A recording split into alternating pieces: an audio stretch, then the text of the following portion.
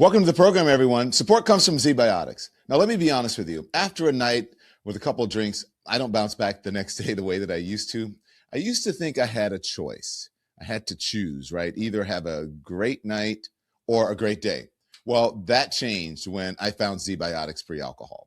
That all changed. ZBiotics pre-alcohol is the world's first genetically engineered probiotic invented by PhD scientists to help you feel better the morning after drinking. And here's why it works, okay? Because when you drink alcohol, it turns into a toxic byproduct right in your gut. It is that buildup. It's not dehydration. That's what causes those rough mornings. ZBiotics pre-alcohol produces an enzyme that breaks all of that down for you. It breaks that byproduct down. So I make it my first drink of the night. I drink responsibly, and I enjoy my evening, and I wake up feeling like myself again, and you can too. I first tried it before dinner with friends, took it before my first cocktail, and the next morning I felt clear, I felt focused, and on my game. So go to zbiotics.com/lemon and get 15% off of your first order with the code LEMON. It is backed by a 100% money back guarantee, no risk. That's zbiotics.com/lemon. Now let's get started. All righty. Who's the judgy person in the chat? I read those chats, by the way, that says, don't drink. Everything in moderation. Remember, water into wine. People go to communion, wine. Don't be so judgy. Anyways, welcome everybody. Good morning. Someone said afternoon. Oh, from London. From London. Bomberino is in London. Welcome. Aloha from Seattle, Washington. Good morning, everybody. Hi, Lemonheads. How are you? I've got all black on. What's that little speck right? What do I have on my hat? Something from being in my suitcase. There we go. Anyways, good morning, everybody. How's it going? How are you? What's happening in your world? You know the order of business. Tell me what the order of business is every morning. Tell me what the order of business. You guys notice that I wipe my glasses a lot? Let me tell you why. And it's going to sound weird. You tell me what the order of business is while I do this. This sounds weird, but here's the truth. So I wipe my glasses a lot, one, because they get smudged, but two, because this is weird. My eyelash hits the inside of the glass. Anybody else have that? And so whatever's on my eyelash, which is just, face cream or whatever it is that I put on, or just regular old body oil, it gets on my glasses. So I kept noticing, why am I doing that? And then I noticed when I put my glasses on, because I have these little things because they slide down. My eyeglass, or if I push them up, my eyelash hits the lens and then I can't see out of it, which is probably something like most women would like to have. I don't know if you have that, but anyway, because my eyelashes, I guess they're kind of long. And so they hit the inside of my glasses and I have to constantly wipe them. Also because I have a very tiny bridge on my nose after the plastic surgery, like, Michael Jackson. Kidding, I'm not at plastic surgery at all. But the glasses always slide down. So there you go. Oh, imagine mascara, someone says. So you guys have that same problem. So that's what happens. And that's why I keep taking my glasses off and I keep cleaning them and I can't see. Oh my gosh, someone's from Dublin this morning. Northern Ireland. You guys are there. Why do you guys like us? Someone said Japan. Is that true? Why do people like us? I mean, we're like on the streets and people are, New York, lots of people visit from different countries and all over. People stop me and say, I'm from here, blah, blah, blah, blah. That's what I would like to know where from. Okay, so thank you. Welcome to our new members. Welcome to Devin Morgan, 8350. So glad that you're here. Because of Chantel ZP's generosity, 10 people get to become members of Elimination. William Collin 607 is a new member. Welcome to the Elimination. So happy Friday, everyone. There, the doggies are just coming back from their walk. Boomer, come here. Come here. Say hi to the people. He thinks he's going to get a treat after walking now. Okay. Oh, now I know what happened. I'm going to tell you what's happening in my house right now. So the dogs came home from the walk. Gus is eating while they go out for a walk because Gus is a senior and it's really, really cold. And so he didn't go out this morning. But Boomer and Barkley came back. Barkley knows Gus is probably done eating and left food in the bowl. And he ran in there and Tim went in to grab the bowl so that Barkley would need all of Gus's food. Do you guys care? Maybe you don't. I'm just telling you. Good afternoon from Switzerland. Bye. Have a great day. Bye. So boys, he's gone. Now it's just me, Boomer. So good morning, everybody. Look, I am, it's a good morning somewhat, but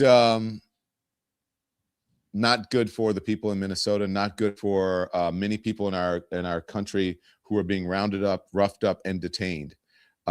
ICE killed another person. At least that's what a judge is ruling likely happened. Medical examiner, excuse me, not a judge. The medical examiner likely to classify death of ICE detainee as a homicide. That's what Call says. A fellow detainee says he witnessed Geraldo Lunas Campos being choked to death by guards at an ICE detention center in Texas on January 3rd. Scroll into this. I want to read, okay? And make sure you hit the like and the thumbs up. That's the order of business. That's the order of business that you have to, in order for us to stay viable. It affects the algorithm. More people become aware of our conversation here, okay? And of our channel. When U.S. Immigration and Customs Enforcement announced the January 3rd death of detainee Geraldo Lunas Campos at a Texas detention camp, the agency said staff observed him in distress, and it gave no cause of death.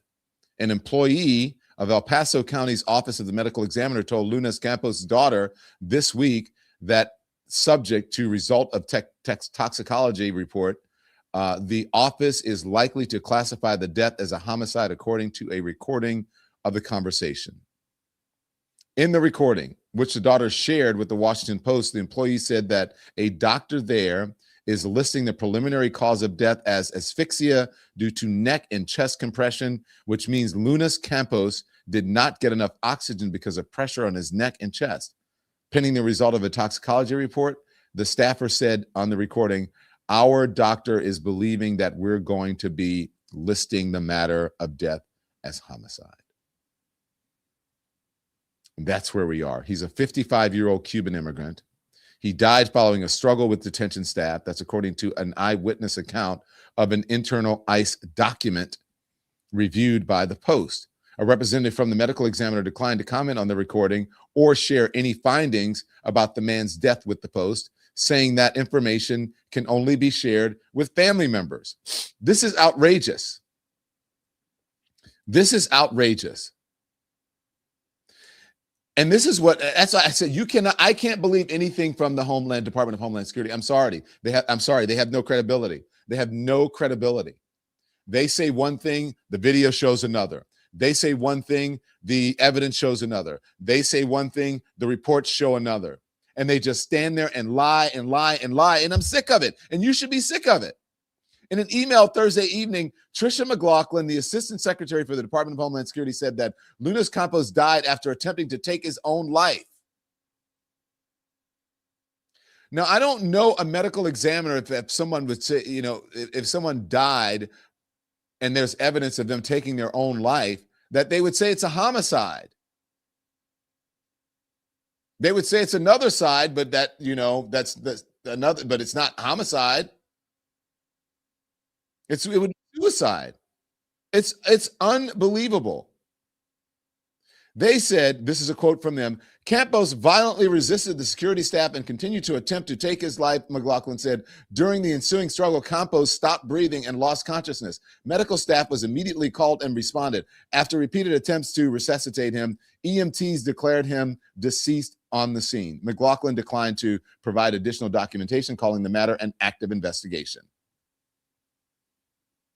Outrageous. A homicide ruling from the medical examiner would almost certainly draw attention to Camp East, Montana, a colossal makeshift tent encampment, on the Mexican border, where migrants have reported sustained conditions and physical abuse, and ICE's own inspectors have cited dozens of violations of federal detention standards. This isn't the first one. This is not the first time or first facility that people have said that folks are being mistreated. The conditions are awful. This would not be the first time. Now, you guys remember a couple weeks ago, well, actually, I think it was last week or the week before, we had on a woman and her boyfriend. I'm not sure if it was her husband, I forget, but her partner. They had been stopped in Texas, or at least stopped on a traffic stop. He was taken to a facility in Texas. He talked about how horrible the conditions were. And I thought that this person didn't get medical treatment when the Washington Post thing, but I was a little bleary-eyed because this person also talks about the conditions, but he also talks about not getting the inhumane conditions, but also not getting medical attention, being denied medication, and staff not responding when people were in pain or being hurt. Now, this was just, I believe, a week ago. Maybe a week ago, 2 Fridays ago or 2 Thursdays ago. But she was talking to us and he called in from the facility and talked about not getting his medication. Here it is. And they asked us if we had any medical emergencies. I told them that my chest was hurting, that, my back, I have a broken back, so I get back pains, and that I needed back medicine for my back and stuff. And they said that they didn't have any medicine at the time, that they didn't have anything. And they told me to drink water, that would make me feel better. Yeah. Drink water, and that would make him feel better. There are also phone calls that they, when he was in the facility, that he called her and she recorded talking about similar incidents. Watch. Hello. Baby, Okay. you okay? No, the nurse came by 8:36 p.m. Nurse Pat, and she said out of medicine. They're out of medicine? Huh? They're out of medicine? They're out of medicine. Yeah, they can't give me my daily dose because they're out, and I don't know how they were out, or how did they not know if they were out. There's been other nurses here through the day, so if they were short on medicine count, then they should have restocked, but they're out. And this is the third time that they tell me that they're out of my medicine. I don't know how we're supposed to get better if we're skipping our medicines and they give them to us when they have it. And I'm like, wait, man, this is the... She's like, I know, I'm sorry, it's not us, it's, she's like, I just came in and, however they left it, it's, how I came and find it and stuff. And so I'm like, okay. But yeah, 8:36 p.m., Nurse Pat, said, out of medicine. She said, I'm sorry. So I'll try to bring more tomorrow and see if we can find some more. So there's no medicine, as he's saying, there's nothing. And that is an indication of the inhumane conditions. That's once they get in there. But what about the conditions that brought them there? The duress that they suffered to get there. And you guys know what I have been saying.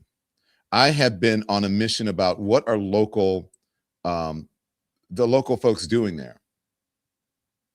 What are the people who represent the people of Minnesota and or Texas or California, what are they doing, especially Minnesota right now that's in the spotlight? What are the local people or the local representatives, the Congress, the Senate, the governor, everyone? What are they doing? I've been on, that's my quest. This man that I want to show you, his name is Eliezer Darris. And he is with an organization there, the executive director of the Minnesota Freedom Fund. He spoke in front of, I think, at a town meeting, and I'll get him to explain in just minutes. He's going to come on. This is what he had to say, and then we can discuss. Here it is. We can expect nothing to come from the federal government, so we need our local authorities to stand up or tell us you are abandoning us. Yes. Tell us you are going to allow federal tyranny. That's right. We're talking about murder. Come on. Say that you're going to leave us at the hands of a federal government that is unchecked, that has no checks, no balances.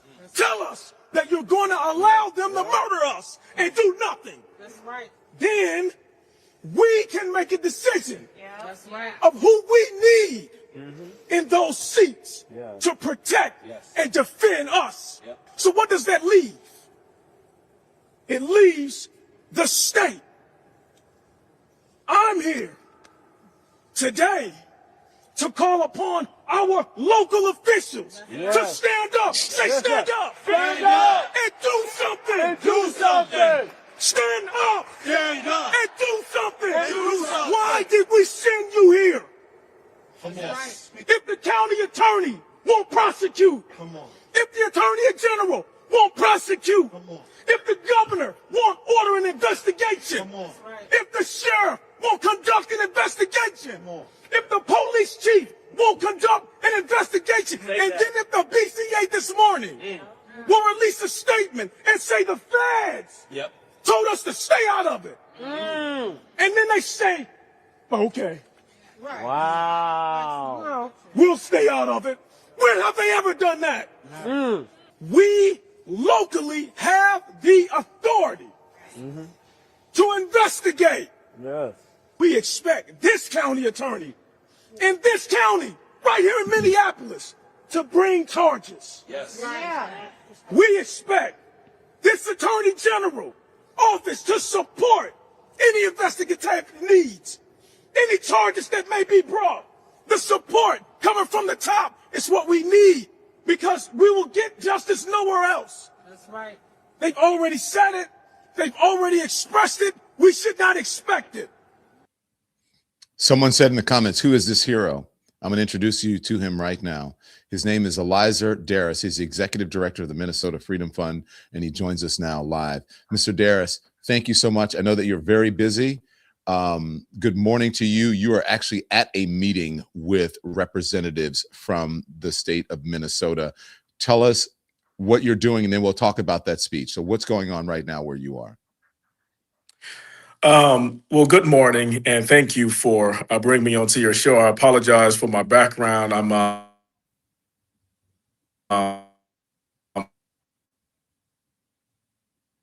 am in one of the delegation congressional members from across the country here in Minnesota.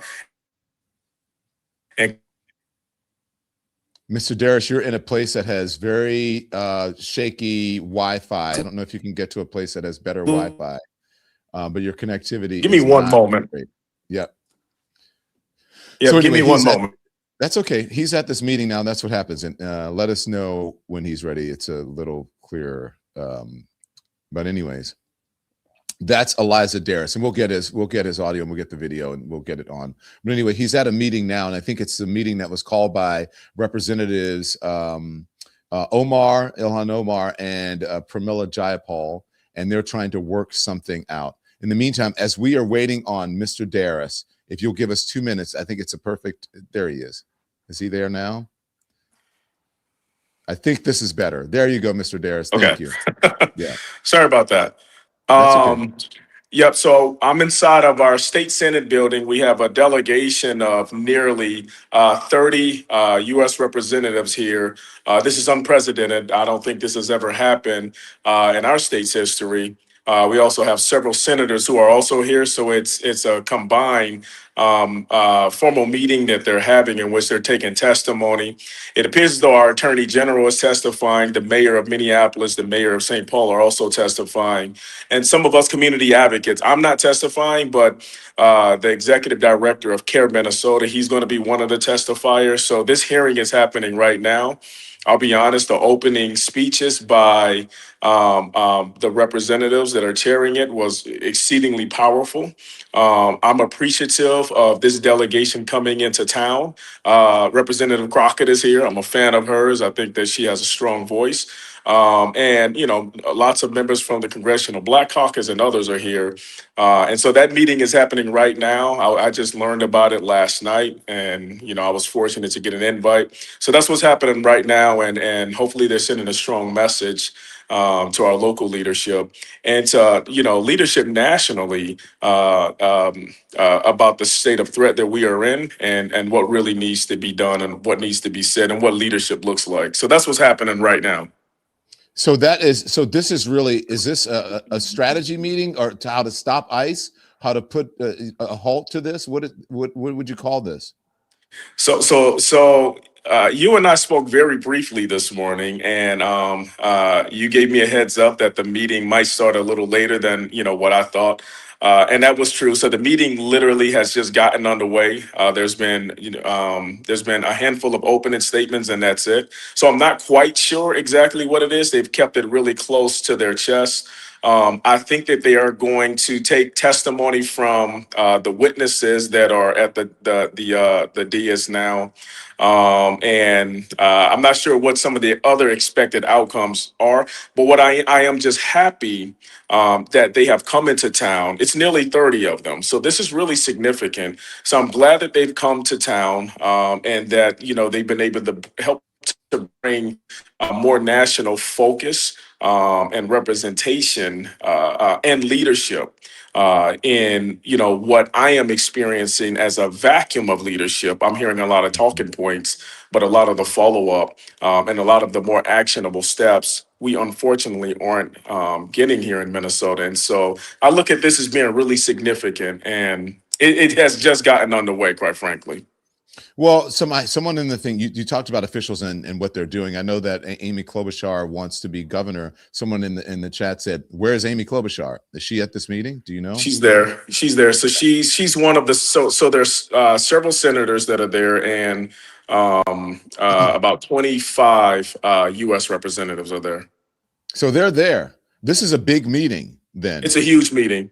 Yeah. And do you think that and do you think they heard the cries of the people? They heard your voice? And I think it's very significant that you're standing there. I don't think you did it on purpose, but right over your head is the American flag. And not intentional. Not intentional, but I think it sends a very strong statement and a very strong message about we need to be fighting for our democracy right now. Do you think they've heard your cries, your pleas? I think enough to come. But we're still in a state of emergency. I'll be quite clear. Just the other night, another person was shot by ICE in North Minneapolis, a predominantly Black community. And at the same time that this person was shot, a flashbang and also a tear gas canister was deployed into the vehicle of this beautiful Black family. There was 6 of them in the vehicle. All of the airbags deployed. Several of them were injured. The infant stopped breathing. It was so bad, and so I'm hoping that they are hearing our pleas, and that they recognize the state of threat that we are under. Mm-hmm. What's your Yeah. Go on. Finish your statement. Sorry. Yeah, I'm hoping that we are in a state of emergency. This is unprecedented. I've been organizing for a lot of years. I work for the ACLU of Minnesota. I'm the executive director of Minnesota Freedom Fund. I was part and parcel in helping to get justice for George Floyd. I have seen energy and even violence coming stateside. This is unprecedented. I have never experienced the type of violence, the lack of respect for the rule of law. There was just some basic ways in which we expected our government officials, law enforcement to operate. All of those rules are completely out of. It feels as though we're dealing with just regular people off of the block who put on some uniforms. They're not getting warrants. They are demanding identification for people without probable cause. This is completely unprecedented. I have not dealt with this level of of blatant and reckless violence coming from a governmental entity before. I've dealt with violence, so don't get me wrong. I've been tear gassed. I've stared down AR-15s. I have dealt with that, but nothing like this. This is unprecedented. Yeah. Look, we see the images coming in, but we're not there. And I would imagine that these folks are in trauma. Do the people of Minnesota feel like they are being terrorized and traumatized by a tyrannical government? Yeah, this is tyranny. This is tyranny, but beyond that is unchecked and it's unmitigated. It feels as though we have nowhere to run to. It feels as though that there are no protections coming from any of the traditional known sources that would create a check and a balance. If an FBI agent, if a DEA agent were to go rogue, we would expect the FBI or another federal entity to investigate that rogue agent and, for, a fair and just process to be carried out. Here, what we have experienced is threats and violence against other law enforcement or other entities within our federal government. They're being threatened from investigating each other. In fact, it's so bad. Six of the federal prosecutors here who were told that they must investigate the widow of Renee Good, they just quit. They quit. And these were career and highly grizzled prosecutors. Many of these prosecutors were the ones who were prosecuting some of the alleged fraud that were discovered. These were the lead prosecutors. And here they were told, we want you to weaponize your office and go against this group and this person and this person. So they quit.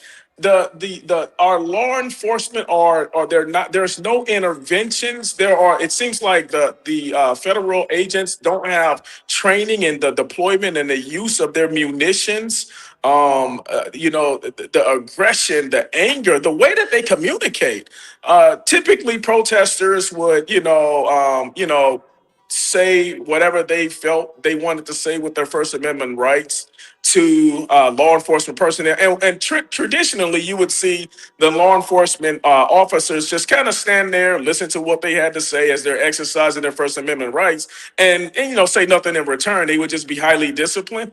These guys, you all have heard what these guys are saying in return. In fact, you all heard what the officer is alleged to have said after he shot Renee Good allegedly in the face 3 times. You all heard the expletive that he said as she rolled away dead in that car. This is what we are experiencing. This is untethered. This is unmitigated violence. And I'm looking around and saying, where are we going with this? Where does this end? What is the end game? Are you going to speak today? They didn't ask me to speak. I didn't even know that the hearing was happening, so I'm here. What would you say to them? Huh? What would you say to them? I would say to them that we need what this has revealed to many of us is, and this isn't going to happen in the immediacy of now, but this has revealed to us the absolute danger of not having more checks and not having more entities that can balance out power that is coming from our executive branch.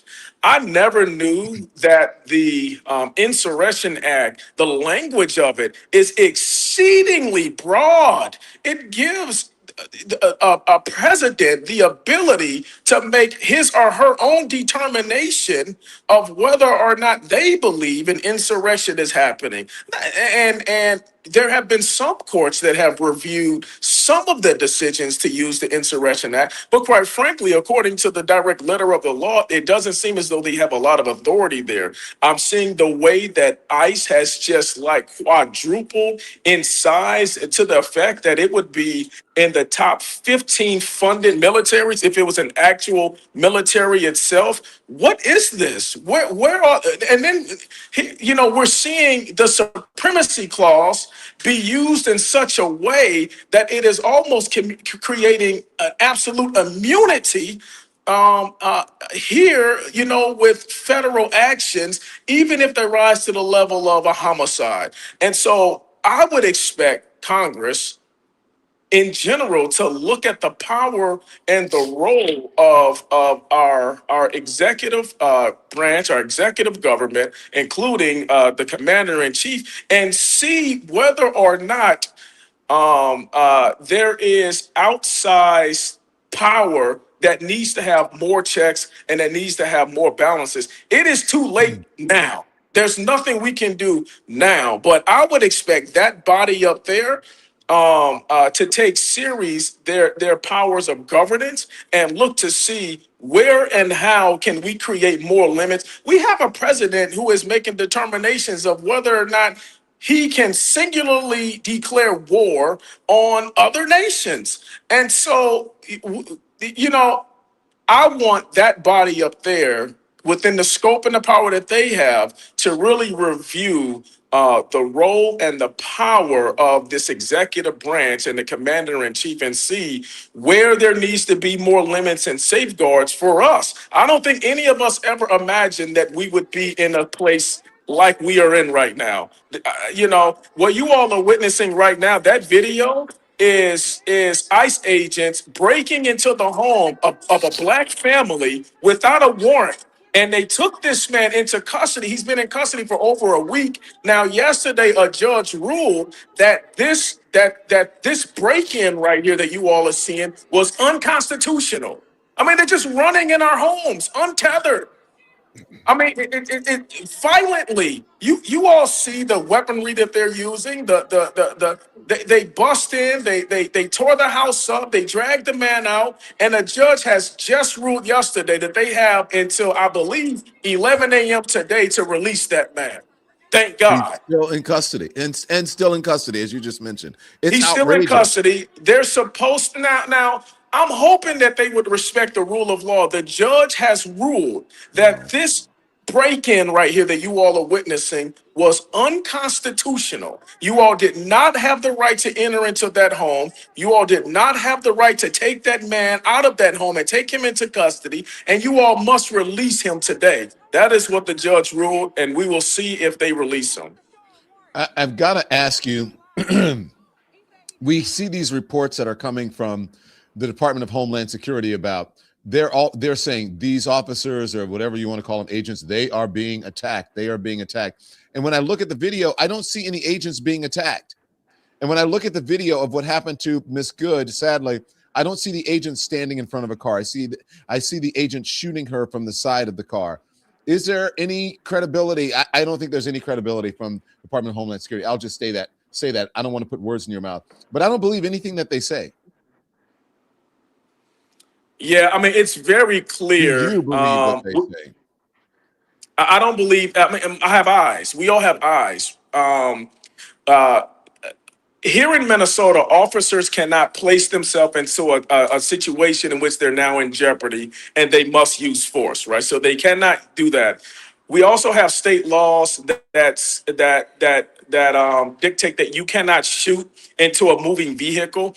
It is exceedingly hard to hit a moving target, and that means if any of them bullets would have missed, some people are also saying things like, some of our community, some of our African American community, that this has nothing to do with us, that, we're going to stand on the sidelines. Imagine if any of them bullets would have missed. Let's say you was at home in your living room, you decided to mind your business and disregard everything that was happening outside.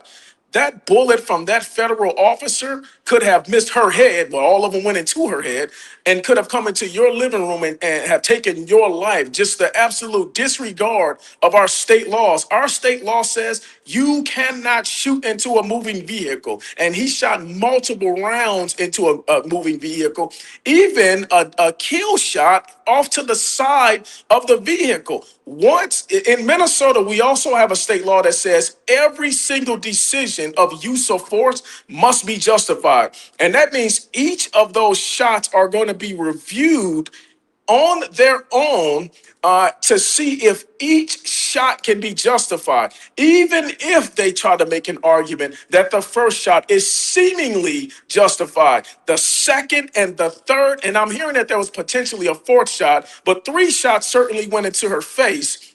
Each of those instances of use of force in Minnesota must be justified. Part of the reason why I'm such an expert on this topic is because I've been part and parcel of the use of force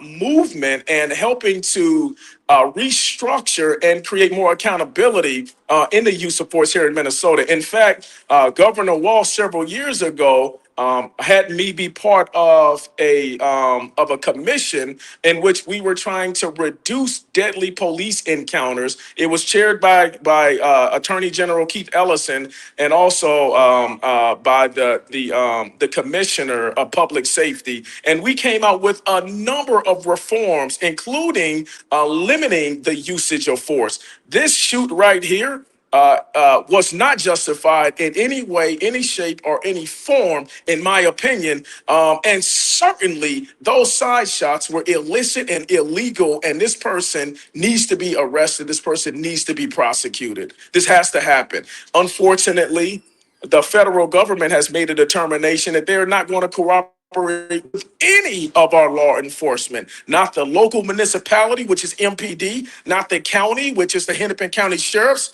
and not the BCA, which conducts most of our use of force analysis here in Minnesota. They've made a decision to unilaterally investigate and to not participate with our law enforcement at all, which puts our county attorney and our attorney general in a position where they will not get a file in order to make a charging decision. You're muted, Don. I'm sorry, Mr. Darris. Look, you've been saying something that I've been trying to get across to people. I hear people a lot saying, when I say you gotta, you have to do something, you have to be willing to sacrifice something, you got to fight back, you got to get engaged, and they'll, in the comments I say, oh, well, I'm having chicken for dinner, not my problem. It's everybody's problem. And, it's Black people's problem. It's white people's problem. It's Latino people's problem. It's Asian people. It's all of our problems. We cannot just sit on the sideline and pretend that this won't affect us. If they will kill a white woman, right, in broad open daylight, imagine what they would do to you and your family. And you think it doesn't affect you?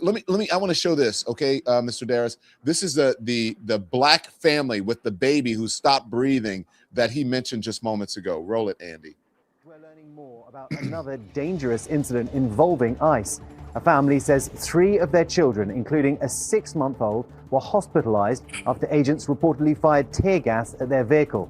Destiny Jackson says they were on their way home from a basketball game when gas grenades set off the airbags, trapping them inside as gas filled the car. After people nearby helped open the doors, she says they realized their infant had stopped breathing.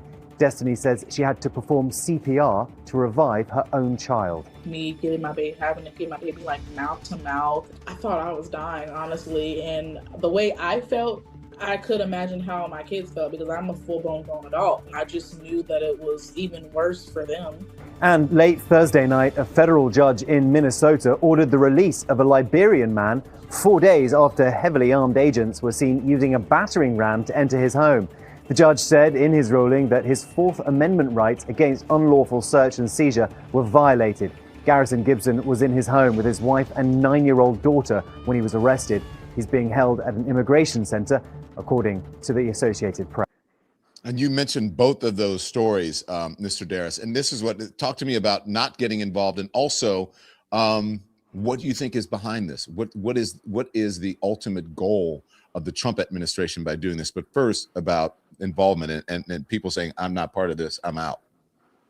Yeah, and so sometimes, we can say to ourselves, we're not part of it, and then it comes to our doorstep. It comes right to our door. It knocks on our doorstep, and we don't have any option but to deal with it because it's brought to us. That family was coming home from a basketball game in which they watched their son have a great game.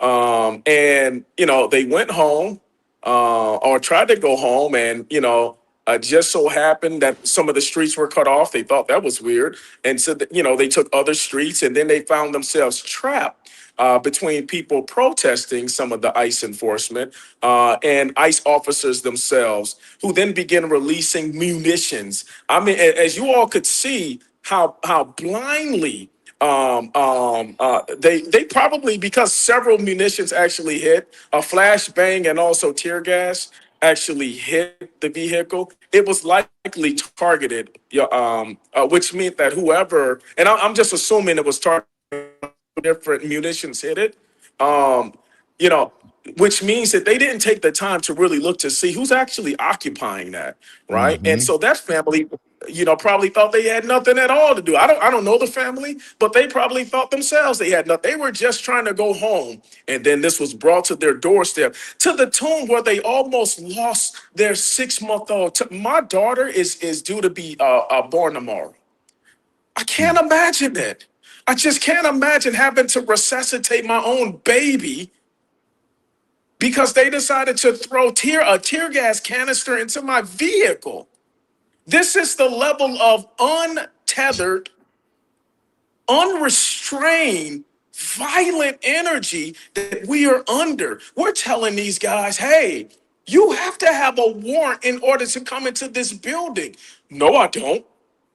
We're saying, hey, you have to have reasonable, articulable suspicion in order to ask someone for their documentation. You can't just walk down the street and say, give me your ID. Well, hold on. Give you my ID for what? You're in no different position than I am to demand ID from someone if you don't have a reasonable, articulable suspicion that either I have committed a crime or I'm about to commit a crime. They're not respecting our fundamental and basic rule of law that all of us have just come to adopt and understand. What you all and the rest of America need to know is the way that ISIS is engaging right now, all of those rules of engagement have gone completely out of the door. And I promise you, if we don't win this fight here, this is coming to your city next.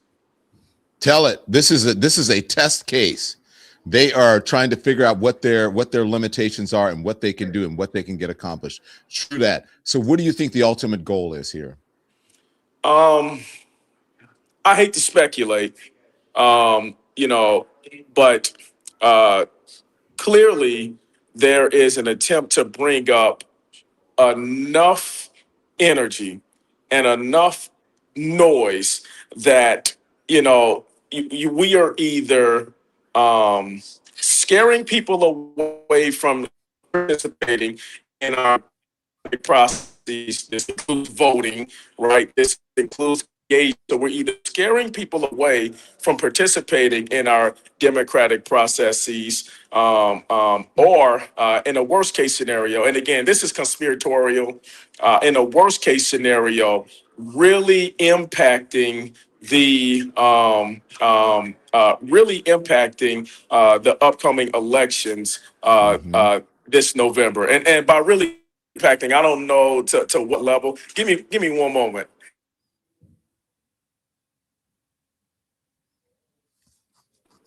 Elijah Daris is really interviewing. Go ahead. Yeah, really impacting the upcoming elections in November. Now, what really impacting means, I'm not sure. This appears to be a play to maintain, expand power. It's the end game, however that ultimately looks. Yeah, and to suppress the vote, I believe, to have people afraid to get out and go vote. Oh yeah. Yeah. And unless some of the federal, powers and federal laws are enacted to potentially, and again, this is conspiratorial, but to potentially suspend our ability to be able to exercise the vote. The Insurrection Act wouldn't do that, but martial law would. Yeah. Well, thank you, Elijah Daris. To get into that meeting, can you report to us what happens in that meeting? And if there are some folks in there who want to talk to us, let them know. Give them this link. Tell them to dial in. But we would like for you, if you can, to report what happened. And we appreciate you joining us. Elijah Daris is the executive director at the Minnesota Freedom Fund, and we appreciate him joining us. Thank you so much, sir. Get into that meeting, all right? Absolutely. Thank you so much. And Thank thank you you. for all of the work that you're doing and all of the truth telling that you have been telling over all of these years. For someone like me to be able to see a voice like yours, so strong and so powerful and so bold, it has been invigorating and inspirational. And so thank you for being brave. Thank you for always speaking truth, no matter what the consequences were. And so I really am appreciative of voices like yours and you using your platform for truth telling. Thank you, sir. I really appreciate that. And I receive that. Thank you so much. And thank you. You know the importance of independent media and independent journalists right now. I think you understand that. And that's what we're trying to, well, talk to us if you guys, because I know you have to go. What do you think about what independent journalists like me are doing and the importance? Yeah, so you all would not have seen me. So that clip that you saw, that's an independent journalist locally here named Georgia Ford. If Georgia doesn't show up and use her platform as an independent journalist to get that clip out there, you all would not have seen me. You would not have heard many of the other voices that are there. The mainstream media shows up. They may take a 10-second soundbite, but in terms of putting it out there in an extended way in which you can see and hear the full context of what is happening, you all would not have experienced that. We have King Demetrius here, who has his own show, but Georgia Ford, as our independent journalist, she is who we rely on. Without a Georgia Ford, without a King Demetrius, without our independent media, you all would hear a deafening silence. That we are able to better control the narrative of what is happening because of truth tellers being willing to put it out there on their own independent platform that's not subject to the whims and the having responsibilities to advertisers or executive producers who could limit their ability to tell the truth. What they are doing is putting the truth out there in an unvarnished, unmitigated way so that people can digest and hear and understand and make a determination on their own with the fullest set of information. That is what our independent media has done for here. That is the only reason you and I are talking, Don Lemon, if not for our independent journalists.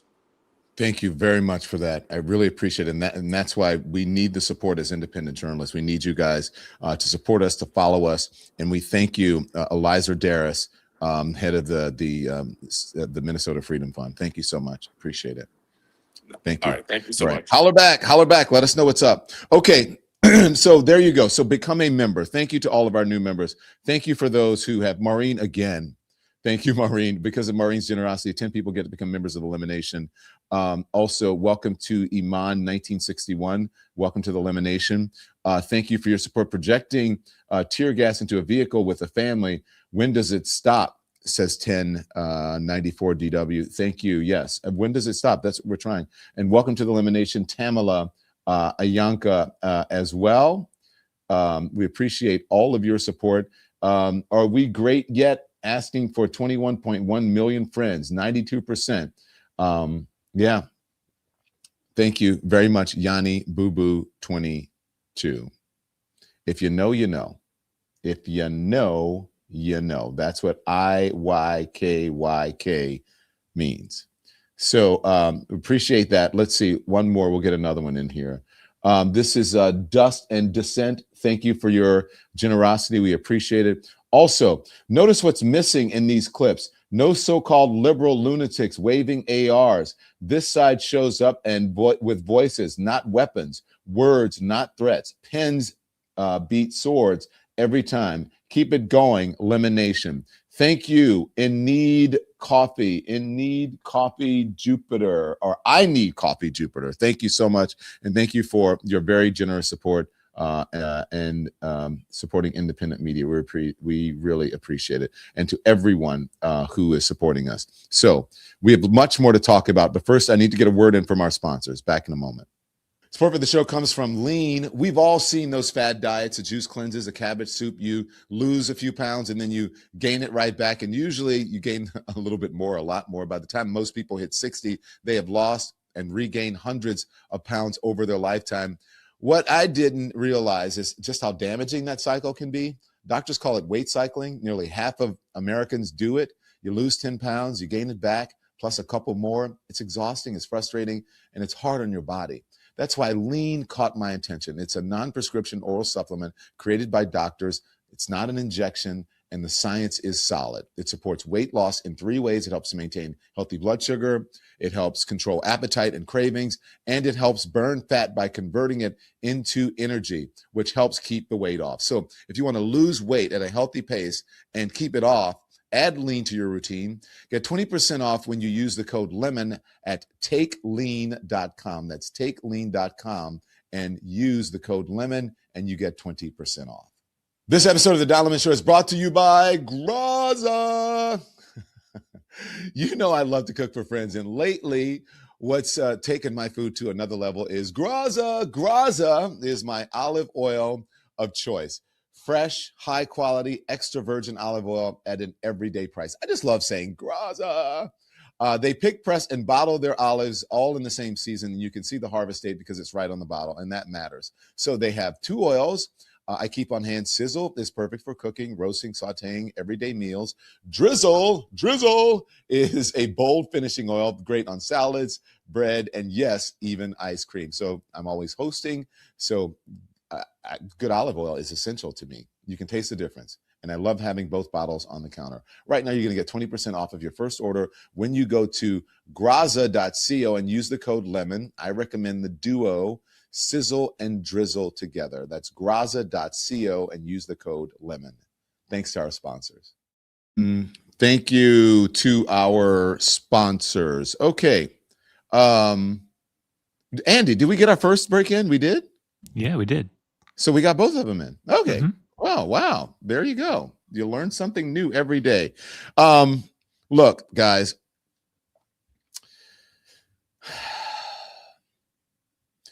I think Mr. Darris really pointed out the existential threat that we are under right now, that we are we're living with right now. And if you think Minnesota is going to be the last place, or that, that it's not going to come to your city or a town near you, then you are very, very much mistaken. If you think that you can sit this one out and not do anything, you are very, very much mistaken. If you think as well that you're going to get all of this stuff that you are hearing and seeing from corporate media, you're much mistaken. And do you see the types of people that they're allowing now into the briefing room?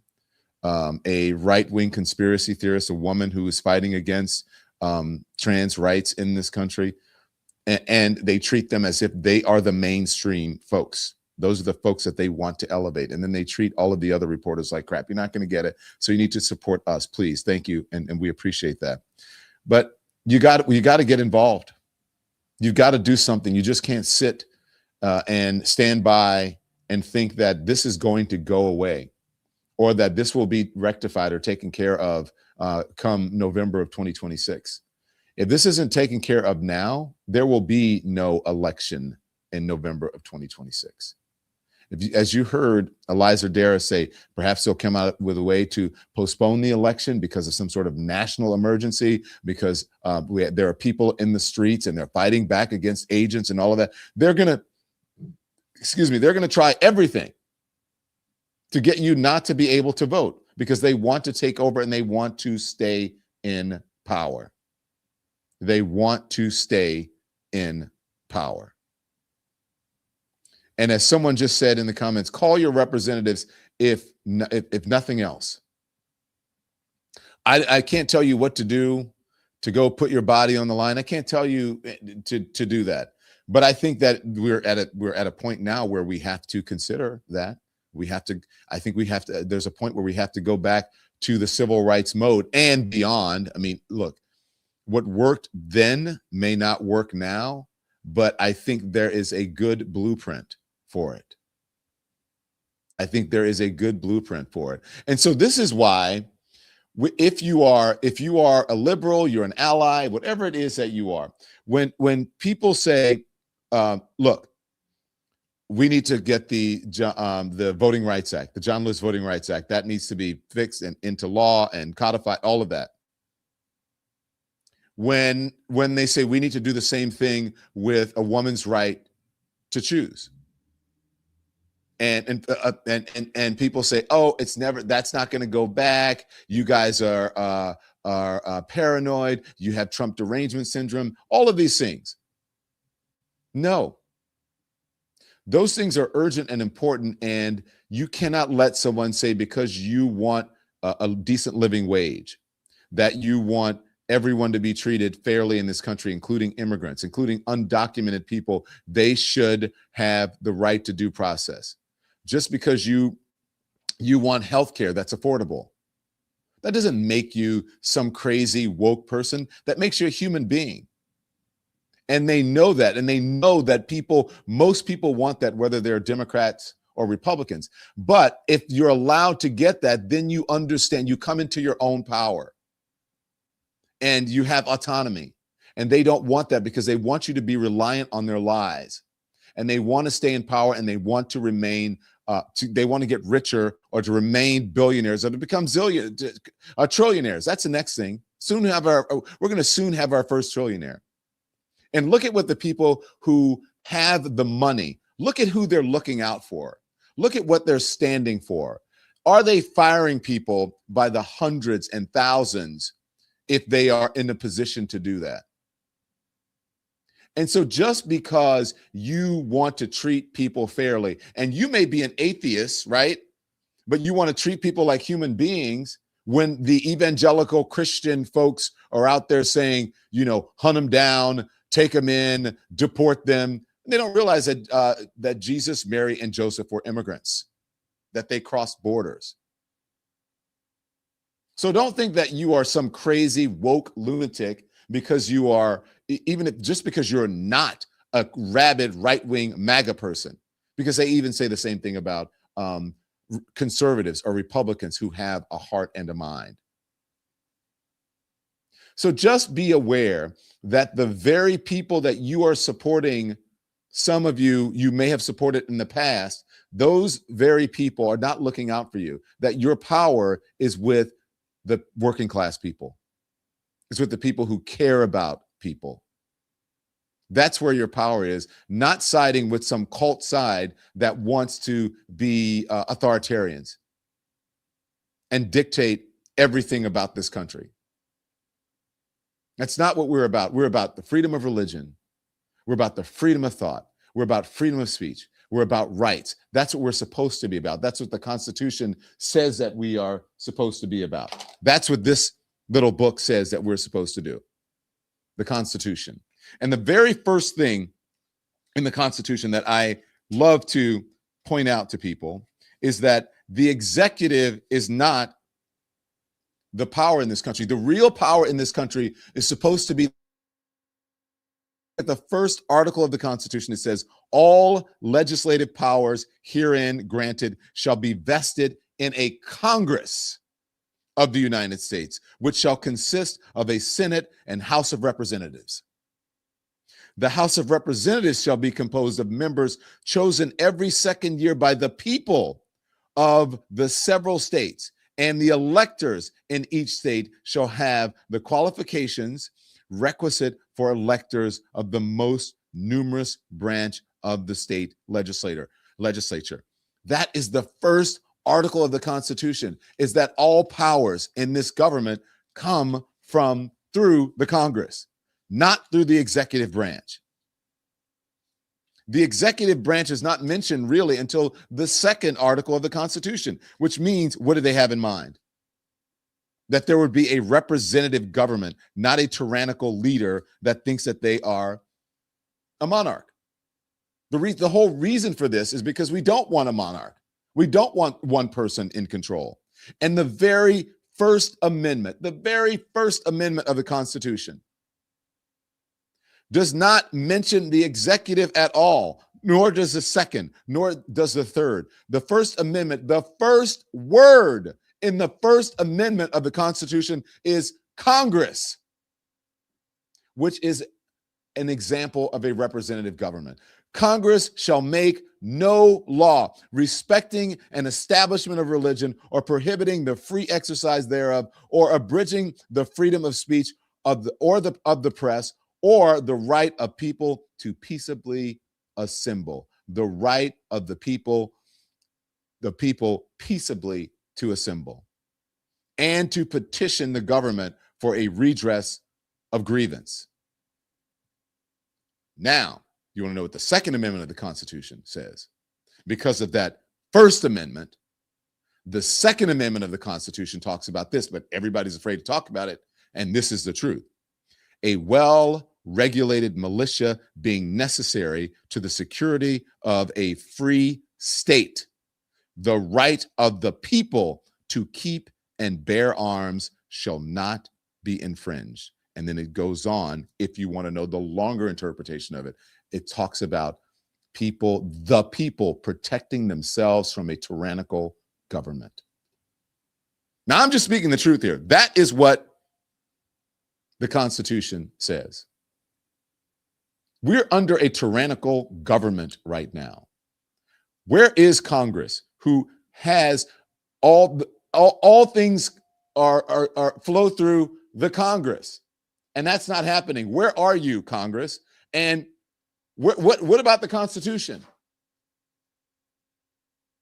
What about the Constitution? That's what I would like to know. I'm glad Mr. Darris mentioned independent media, because I think it's really important that you support us. Also, it's really important too in this moment, and I'm talking about the NAACP Awards, Image Awards. NAACP Image Awards, we were nominated, this little, I'll say little independent channel, this little independent Don Lemon, nominated for 4, or as I did on New Year's Eve, 4, count them, 4 NAACP Image Awards. And we'll put the link at the top, but please go in and vote for us in the 4 categories. It's either under podcasts, television and streaming, and podcasts, and we're all there, okay? So please make sure that you go and vote for us. It is of critical importance, because we need to be part of the broader landscape of media, and not in a silo where you're just watching us on YouTube or whatever it is. They need to know just how powerful we are, okay, Lemon Nation? So go in there and vote, because this is going to be broadcast on CBS. It's also going to be broadcast on, I think it's CBS, and what does the other thing say? We'll probably have it on YouTube. It says BET. BET and CBS, okay? So go in there and hit the vote for us. And if you want to know anything about the Don Lemon Show, all you have to do is go to donlemon.com. It's all there. If you hit that watch button, it'll tell you how you can become a member and how you can subscribe. Subscriptions are free. This is how you support us, and become a member is how you support us as well. So there you go. Thank you for that.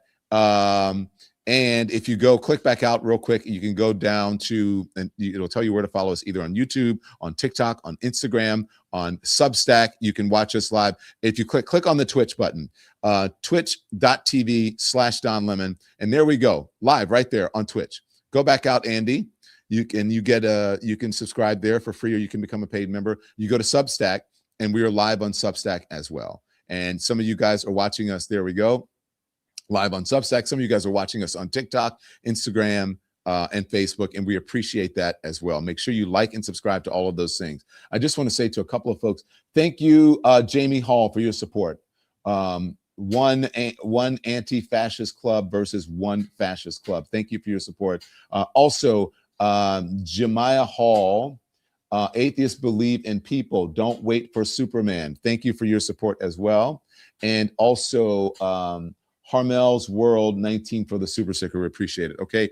Thank you for your generous support. I'm going to see you back here at 5 p.m. Eastern time here on the Don Lemon Show on the Don Lemon channel. Until I see you then, I want you to be informed without being inundated. Don't get out there. Don't be enraged all day by just sitting in front of the TV. Figure out how you can do something. Okay. And thank you for voting for us for the NAACP Image Awards, all four categories. Okay. And turn the TV off. Thanks so much for watching, everybody. Your support means the world to us. Don't forget to hit that like button and subscribe so you never miss a show. We're live every weekday at 10 a.m. and 5 p.m. Eastern time, with new clips dropping at 2 p. and 8 p. And if you want even more Don Lemon Show content, join the Lemon community. Members get exclusive posts, behind the scenes videos, and live chats just for you. So hit the join button or visit our channel page to sign up. Thanks again for all your love and your support, and I'll see you next time.